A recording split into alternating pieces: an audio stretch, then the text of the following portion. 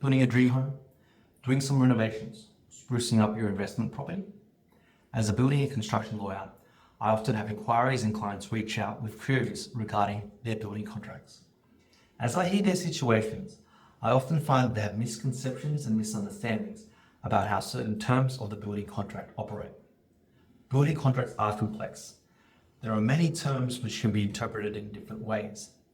There are multiple standard contracts which each have their own differences and nuances, and then to top it off, builders throw in special conditions of their own.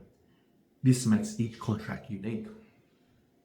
I'm going to break down 7 of the biggest misconceptions and misunderstandings we've seen come up most often, and what you need to know to ensure your build goes smoothly. This series is going to be 7 videos touching on 1. Cost plus contracts, 2. Variations, 3. Liquidated damages, 4. Commencement dates, 5. Termination, 6. Payments around defective works, and 7. Defect liability periods. Number 1, cost plus contracts. That cost plus quote is cheaper than that fixed price quote. Not quite. If you've been getting quotes for your build, you may have come across both fixed price and cost plus contracts. A fixed price contract is pretty straightforward. The builder will build it for you at a fixed price.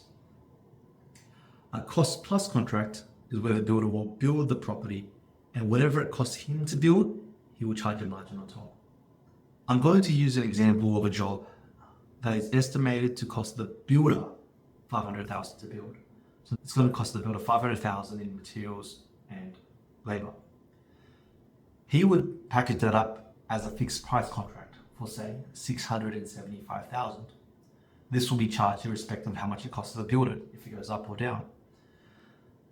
Usually this amount is determined by including his margin, say 25%, and contingency fees, around 10%. However, in a cost plus contract, the same scope is likely to be estimated to be around $600,000. If the builder spends $500,000 on materials labor, he'll charge that $500,000 plus his margin, let's say 20%, which is $100,000, which totals $600,000. Usually, the contingency is baked into the margin. So that cost plus contract is looking a bit cheaper. Should you go for it? Well, it really depends. In a cost plus contract, a lot of the risk is moved on to the owner. Owners on a cost plus contract are often poring over invoices every month and verifying quotes and costs. And if even construction materials go up or subcontract costs go up, the owner ends up paying more. In the cost plus contract scenario, the builder doesn't have to bake in as big as contingency, because if prices go up or materials go up, it's the owner that has to pay for it in the end. So the builder is not bound to his initial estimate as long as it's reasonable. I've had a previous owner client of mine describe a cost plus contract as a license to print money. The higher the quote, the bigger the margin. Now, while I wouldn't go that far, I would say that where both parties have complete interest, there's significant room for disputes. In one example I've had in the past, where the builder was a client of mine, he had a long-standing plumber subcontractor that he often used for jobs. He got the plumbing subcontractor to quote for some works, and it was in the vicinity of $50,000. Now, the owners were looking over the quotations and invoices, as you do in a cost plus contract, and they were hoping to get a cheaper quote. They got their own quote for $30,000. Now, the owner thinks the builder's not getting good rates and thinks the builder's incentivized to increase the cost because the builder gets a bigger margin. The builder, on the other hand, thinks his rate's competitive, and he knows that if he goes for the cheapest quotes, there's a risk that if there's any defects, he's the one that carries the costs of either rectifying it, or he's the one that's got to manage that subcontractor that he's never worked with before.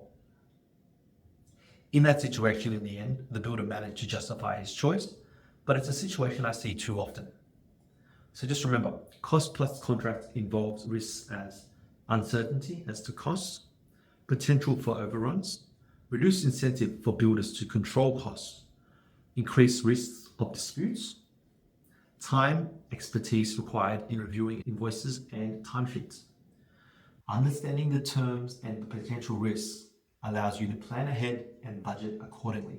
You should speak to your lawyer to find out if a fixed price or cost plus contract is more suited to you.